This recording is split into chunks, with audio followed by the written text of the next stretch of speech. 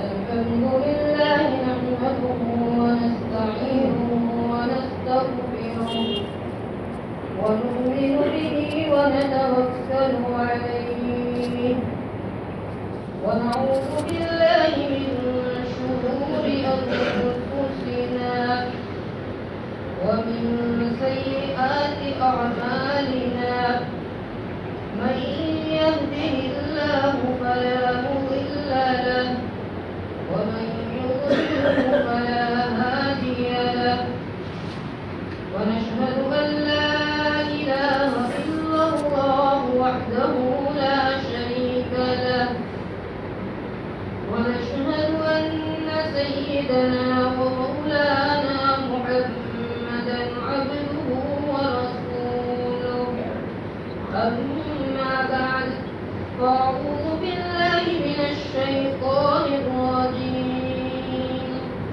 بسم الله الرحمن الرحيم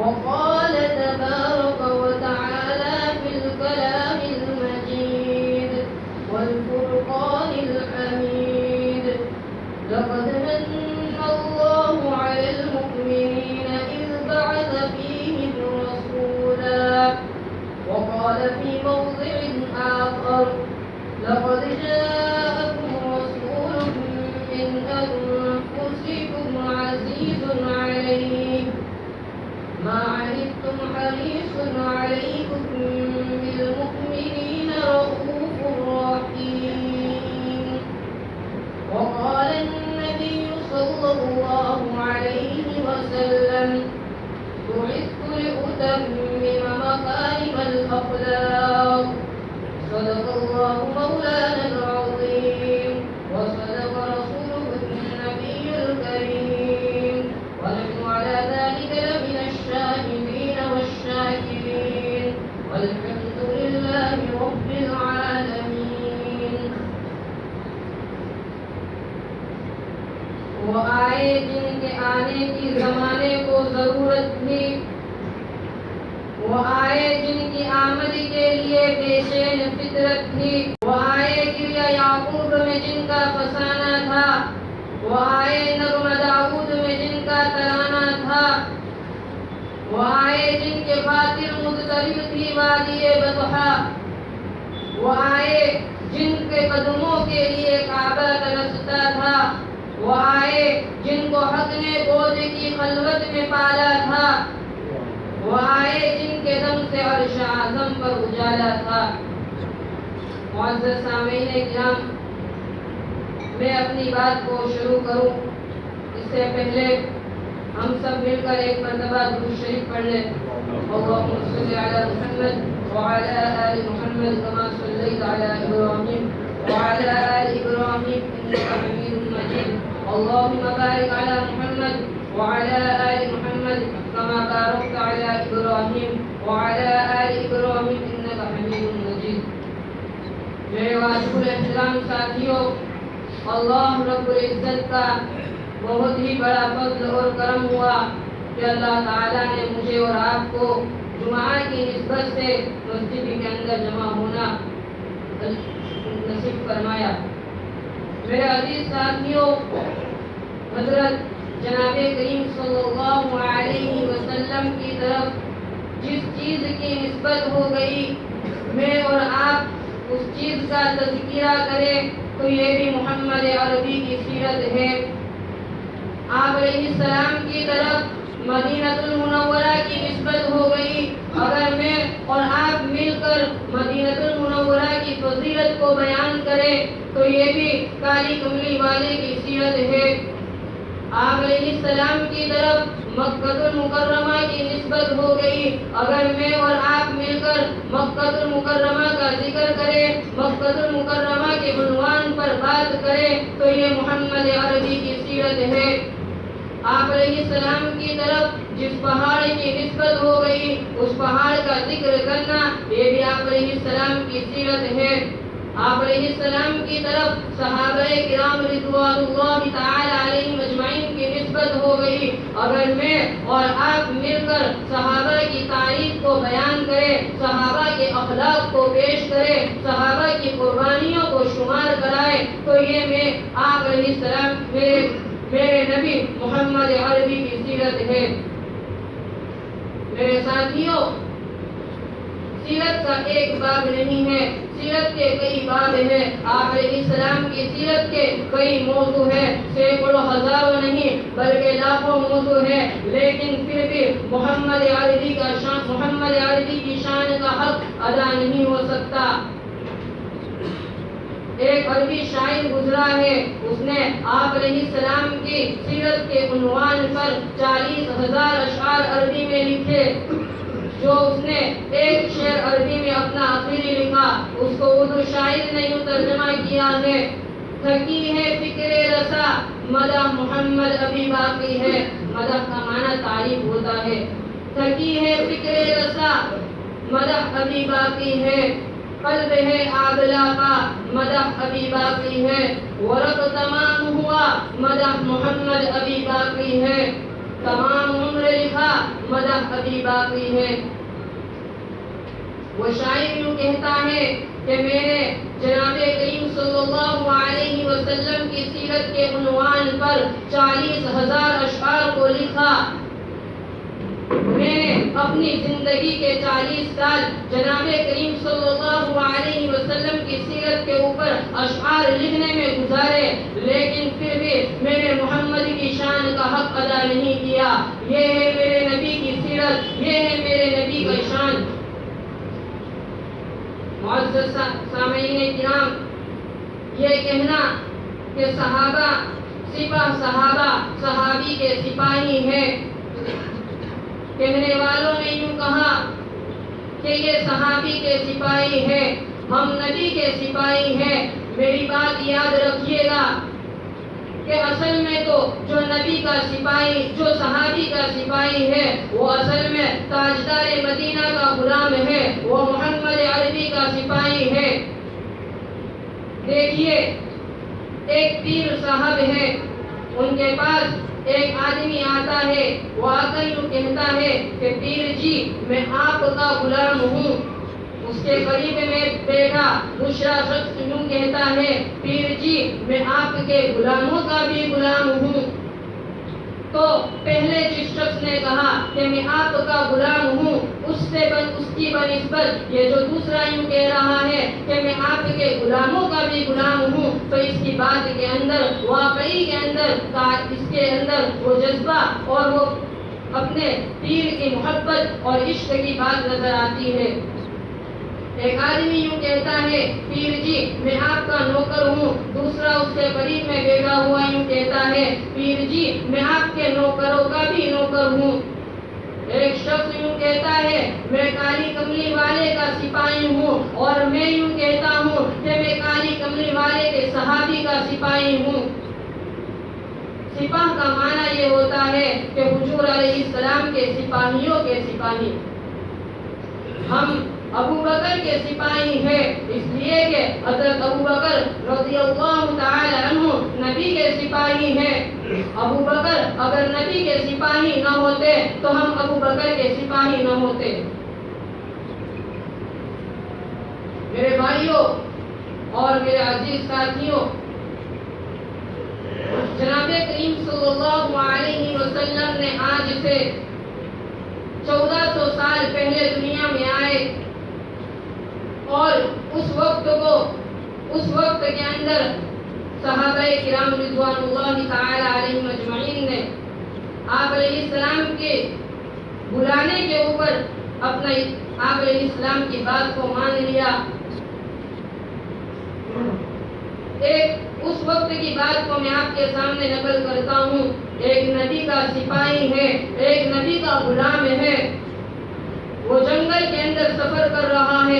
آج سے تقریباً 1450 سال پہلے وہ نبی کا سپاہی جنگل کے اندر سفر کرنے جا رہا ہے۔ وہ دیکھتا ہے کہ ایک شیر اس کی طرف حملہ آور ہو رہا ہے۔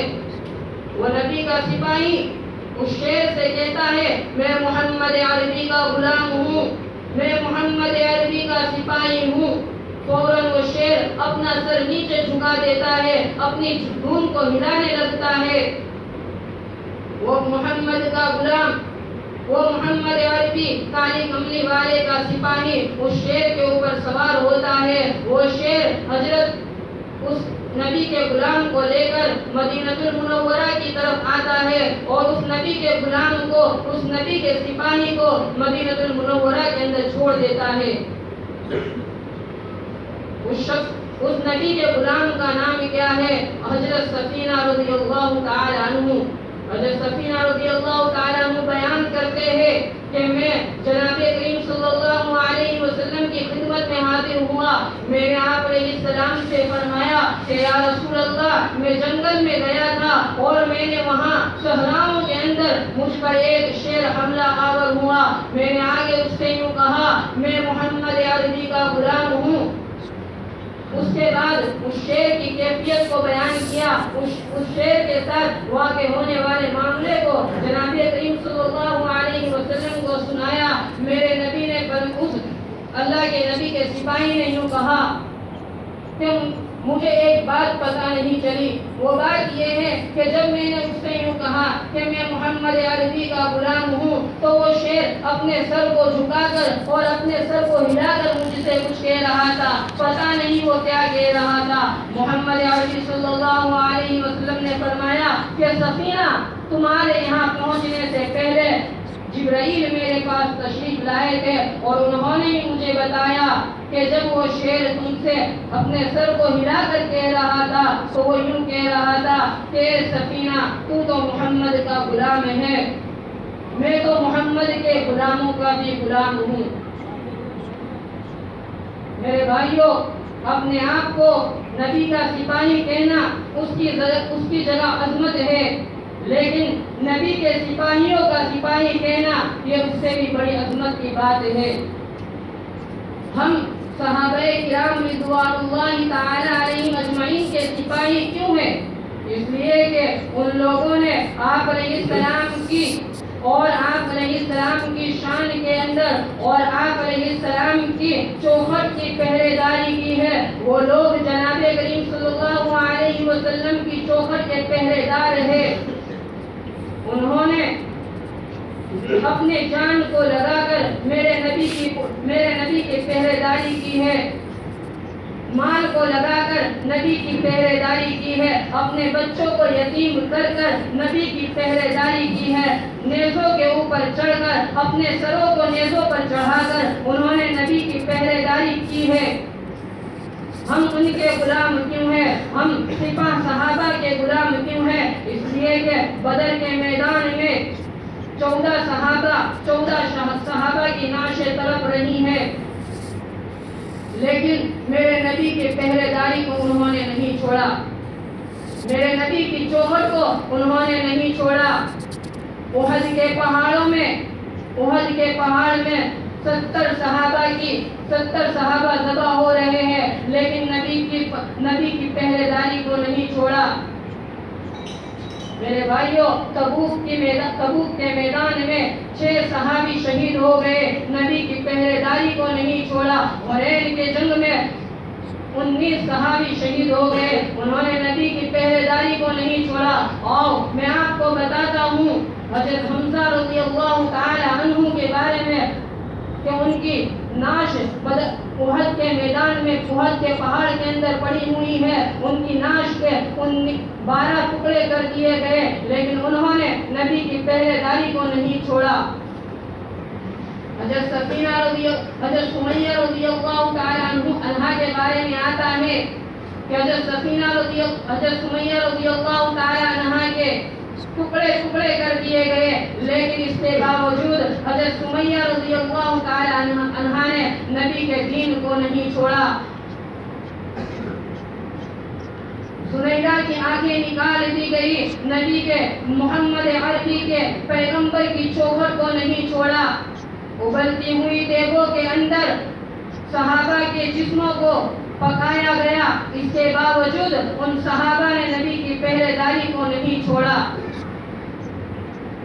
افریقہ کے جنگلوں کے اندر اور قسطنطنیہ کے دروازے کے اوپر پہنچ کر, چین کے صحراؤں کے اندر پہنچ کر اپنے بچوں کو یتیم کر کے, اپنی بیویوں کو بیوہ کر کے محمد عربی کی عظمت کو بلند کیا، لیکن محمد عربی کی چوکھٹ کو نہیں چھوڑا۔ میرے بھائیوں، اگر یہ صحابہ محمد کے سپاہی نہ ہوتے تو ہم ان کے سپاہی نہ ہوتے۔ ابو بکر میرے نبی کا غلام، نبی کا سپاہی ابو بکر ہو تو ہم اس کے بھی سپاہی ہیں۔ نبی کا غلام، نبی کا سپاہی حبشے کے کالے رنگ کا غلام ہو، ہم اس کے بھی سپاہی ہیں۔ معزز سامعین کرام، دیکھیے پیغمبر صلی اللہ علیہ وسلم، میں آپ کو سیرت پیغمبر کا ایک پہلو بتانا چاہتا ہوں۔ میں آپ کو سیرت پیغمبر کا ایک نیا عنوان بتانا چاہتا ہوں۔ ہمارے مسلمانوں کا ایمان ہے کہ نبی کے عشق سے بہتر کسی کا عشق نہیں ہے۔ اہل سنت والجماعت کا ایمان ہے نبی کے عشق سے بہتر کسی کا عشق نہیں ہے۔ سپاہ صحابہ کا ایمان ہے نبی کا عشق بنیاد ہے۔ میں نہیں کہتا، قرآن کریم کہتا ہے قُلْ إِن كُنتُمْ تُحِبُّونَ اللَّهَ فَاتَّبِعُونِي يُحْبِبْكُمُ اللَّهُ۔ اللہ تعالیٰ فرماتے ہیں اگر تم مجھے پانا چاہتے ہو، اگر تم مجھے پانا چاہتے ہو تو میرے نبی کو پاؤ، میرے نبی کے پاس آؤ۔ یہ ہمارا ایمان ہے۔ میرے بھائیوں، ابو جہل ایک مرتبہ آپ علیہ السلام کے پاس آیا اور آ کر کہنے لگا، اپنے ہاتھ کو آپ علیہ السلام کی طرف بڑھاتا ہے اور کہتا ہے اے محمد بتائیے میرے ہاتھ کی مٹھی میں کیا ہے۔ علامہ عسقلانی رحمۃ اللہ علیہ اور امام غزالی رحمۃ اللہ علیہ دیگر اکابر کرام نے اس واقعے کو اپنی کتابوں کے اندر نقل کیا ہے۔ میں اس نبی کے عظمت کو سلام کرتا ہوں، میں اس نبی کے پاؤں کی قدموں کو آنکھوں میں لگانے کو عظمت سمجھتا ہوں۔ میرے بھائیوں، قربان جائیے میرے نبی کے اوپر۔ میرے نبی نے فرمایا کہ جب ابو جہل نے یوں کہا کہ محمد بتائیے میرے ہاتھ کی مٹھیوں میں کیا ہے، تو میرے نبی نے یوں کہا اے ابو جہل، میں بتاؤں کہ تیرے ہاتھ کی مٹھی میں کیا ہے، یا جو چیز تیرے ہاتھ کی مٹھی میں ہے وہ خود تجھے بتائے کہ میں کون ہوں۔ ابو جہل نے کہا کہ ٹھیک ہے، میری مٹھی میں جو چیز ہے وہی بتا دے کہ آپ کون ہیں۔ اتنا کہنے کی دیر تھی کہ ابو جہل کے ہاتھ کی مٹھی میں کنکریاں تھی، ان کنکریوں سے آواز آئی اشہد ان لا الہ الا اللہ واشہد ان محمدا عبدہ ورسولہ۔ یہ ہے محمد عربی کی شان۔ سارا قرآن میرے نبی کی شان سے بھرا پڑا ہے۔ قرآن کے ہر صفحے پر میرے نبی کی شان ہے، قرآن کی ہر آیت میں میرے نبی کی شان ہے۔ حضرت عائشہ صدیقہ رضی اللہ تعالی عنہ سے ایک مرتبہ پوچھا گیا، لوگوں نے پوچھا اماں عائشہ بتائیے آپ علیہ السلام کے اخلاق کے بارے میں۔ اماں عائشہ نے فرمایا تم قرآن کو نہیں پڑھتے؟ لوگوں نے جواب دیا اماں عائشہ ہم قرآن کو پڑھتے ہیں۔ اماں عائشہ نے فرمایا قرآن کو کھولو، قرآن کے ہر صفحے پر تمہیں میرے نبی کا حسن بکھرا ملے گا، حسن و جمال میرے نبی کا بکھرا پڑا ہے قرآن کے ہر صفحے پر۔ یہ ہے میرے نبی کی شان۔ جب ہم نے قرآن سے پوچھا کہ قرآن میرے نبی کی سیرت کو بیان کر، قرآن کی ہر آیت میرے نبی کے عنوان کے اوپر، میرے نبی کی سیرت کے عنوان پر، قرآن کی ہر آیت کے اوپر ایک علیحدہ موضوع تیار ہو سکتا ہے۔ قرآن نے جب میرے نبی کے چہرے کو بیان کرنا شروع کیا تو قرآن کہتا ہے وَالضُّحَىٰ۔ جب میرے نبی کے اخلاق کو قرآن نے پیش کیا تو قرآن کہتا ہے جب قرآن نے میرے نبی کے سینے کو پیش کیا تو قرآن کہتا ہے الم نشرح لک صدرک۔ جب قرآن سے پوچھا گیا میرے نبی کے شہر کا تذکرہ کر تو قرآن کہتا ہے لا اقسم بہذا البلد۔ قرآن سے پوچھا گیا میرے نبی کے زمانے کا تذکرہ کر تو قرآن کہتا ہے والعصر۔ یہ ہے محمد عربی کی شان۔ میرے بھائیوں اور معزز سامعین کرام، محمد عربی صلی اللہ علیہ وسلم نے 1400 سال قبل اس دنیا کے اندر آئے اور آ کر ساری انسانیت کو، جو انسانیت اللہ کو بھلا چکی تھی، ان کو ایک پلیٹ فارم پہ لا کر کھڑا کر دیا. لیکن آج میری امت، میرے نبی کی امت میرے نبی کے لائے ہوئے طریقے کو بھلا چکی ہے، میرے نبی کے لائے ہوئے طریقے کو بھلا چکی ہے. میرے بھائیوں، میں نے ابھی آپ حضرات کے سامنے قرآن کریم کی آیت تلاوت فرمائی تھی. اس قرآن کریم کی آیت کے اندر اگر آپ غور کریں کہ قرآن ہمیں کیا کہتا ہے، قرآن ہمیں کیا سبق دیتا ہے. ویسے تو آپ علیہ السلام کی سیرت کے عنوان پر بہت سی آیاتیں ہیں، لیکن اس آیت کے اندر عجیب و غریب بات ہے کہ قرآن کہتا ہے لَقَدْ مَنَّ اللَّهُ عَلَى الْمُؤْمِنِينَ إِذْ بَعَثَ فِيهِمْ رَسُولًا. اس میں کوئی شک نہیں، اس میں کوئی شبہ نہیں. لقد من اللہ، اللہ احسان جتلاتے ہیں، اللہ احسان جتلا رہے ہیں. میں حیران ہوا، پریشان ہوا کہ اللہ کی ذات تو پاک ہے، اللہ کی ذات تو وسیع ہے، وہ کیسے احسان جتلا سکتے ہیں. لیکن قرآن کہہ رہا ہے، ہمیں ماننا پڑے گا. قرآن کیا کہتا ہے؟ لقد من اللہ علی المؤمنین اذ بعث فیہم رسولا. اللہ نے پہلی کتابوں کو اتارا، اللہ نے توریت کو اتارا، اللہ نے انجیل کو اتارا، اللہ نے زبور کو اتارا، لیکن اللہ نے احسان نہیں جتلایا. اللہ نے سمندروں کو پیدا کیا، اللہ نے احسان نہیں جتلایا. لیکن کیا بات ہے کہ اللہ احسان جتلا رہے ہیں. وہ چیز بھی نرالی ہوگی جس کے بارے میں اللہ احسان جتلا رہے ہیں، وہ بات بھی نرالی ہوگی، وہ تحفہ بھی نرالا ہوگا کہ ساری کائنات کا خدا احسان جتلا رہا ہے. اللہ نے 18,000 مخلوقات کو پیدا کیا، لیکن اللہ نے احسان نہیں جتلایا. پہاڑوں کو وسعت دی، اللہ نے احسان نہیں جتلایا. نوح کو طوفان سے بچایا، ابراہیم علیہ السلام کو آگ سے بچایا، اسماعیل کو چھری سے بچایا، اللہ نے احسان نہیں جتلایا. یوسف علیہ السلام کو کنویں سے نکالا، عیسیٰ علیہ السلام کو جیل سے نکالا، اللہ نے احسان نہیں جتلایا. موسیٰ علیہ السلام کو اللہ نے فرعون سے نجات دی، دریا سے بچایا، اللہ نے احسان نہیں جتلایا. یعقوب علیہ السلام کو اللہ نے 40 سال بلا کر بیٹا دیا، لیکن اللہ نے یہاں پر بھی احسان نہیں جتلایا. بنی اسرائیل کے انبیاء کو اللہ نے عظمت بخشی، بنی اسرائیل کے انبیاء کو اللہ نے حکومت دی، لیکن اللہ نے احسان نہیں جتلایا.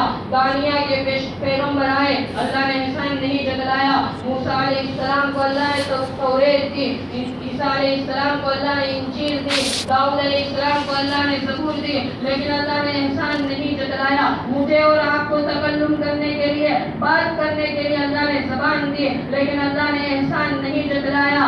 ساری کائنات کا خدا 18,000 مخلوقات کو پیدا کرنے کے بعد احسان نہیں جتلاتا ہے. اللہ نے شمس و قمر کو پیدا کیا، لیکن اللہ احسان نہیں جتلاتا ہے. کتب آئے، ابدال آئے، صحیفے آئے، ولی آئے، لیکن اللہ احسان نہیں جتلاتا ہے. کائنات کا ذرہ ذرہ اللہ نے میرے اور آپ کے قدموں میں لا کر رکھ دیا، اس کے باوجود اللہ احسان نہیں جتلاتا ہے. لیکن جب میرے اور آپ کے آقا تاجدار بطحا محمد عربی کی تخلیق کی بات آئی تو قرآن کہتا ہے لقد من اللہ علی المؤمنین اذ بعث فیہم رسولا. اللہ تعالیٰ فرماتے ہیں، قرآن کہتا ہے کہ آج میں تمہیں اپنی امانت سپرد کر رہا ہوں، آج میں ساری انسانیت کے اوپر احسان کر رہا ہوں. اللہ تعالیٰ فرماتے ہیں کہ جو چیز میرے خزانے میں ایک تھی آج میں وہ تمہیں دے رہا ہوں. اب آپ بتائیے، آپ فیصلہ کیجئے کہ اللہ کو اس بات کے اوپر احسان جتلانا چاہیے تھا یا اللہ کو احسان نہیں جتلانا چاہیے تھا.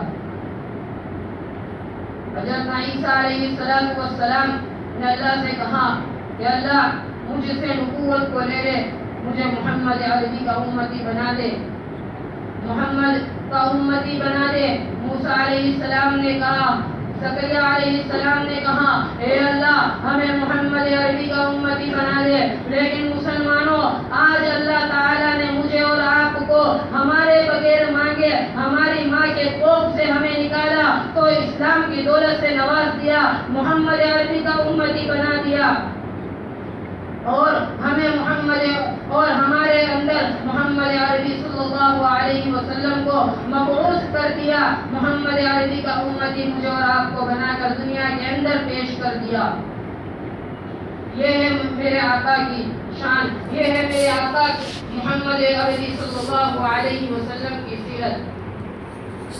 میرے بھائیوں، لیکن آج کا مسلمان میرے نبی کی سیرت کو بھلا چکا ہے. آج کا مسلمان میرے نبی کے لائے ہوئے طریقوں کو بھلا چکا ہے. آج میرے مسلمان کے پاس میرے نبی مسجد کے طرف آنے کے لیے وقت نہیں ہے. چوراہوں کے اوپر بیٹھتا ہے لیکن اسے توفیق نہیں ہوتی کہ میں مسجد کے اندر جاؤں. میرے بھائیوں، سوچنے کا مقام ہے کہ جو ہمارا ایمان ہمیں مسجد تک نہیں لا سکتا، وہ ہمارا ایمان کل ہمیں مرنے کے بعد جنت تک کیسے لے جائے گا. آج ہم نے نمازوں کے جنازے نکال دیے. میں ایک واقعہ آپ کے سامنے پیش کر کے اپنی بات کو ختم کرتا ہوں. ہمارے ہندوستان کا ایک بہت ہی بڑا ولی ابدال گزرا ہے. آپ نے اس کا نام بھی سن رکھا ہوگا، سلطان ٹیپو شہید رحمت اللہ علیہ.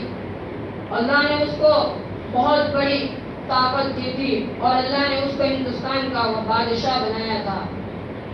میرے بھائیوں، میں نے اس کے بارے میں کتابوں کے اوراق میں پڑھا ہے کہ سلطان ٹیپو شہید رحمت اللہ علیہ کی بالغ ہونے کے بعد ایک نماز بھی قضا نہیں ہوئی ہے.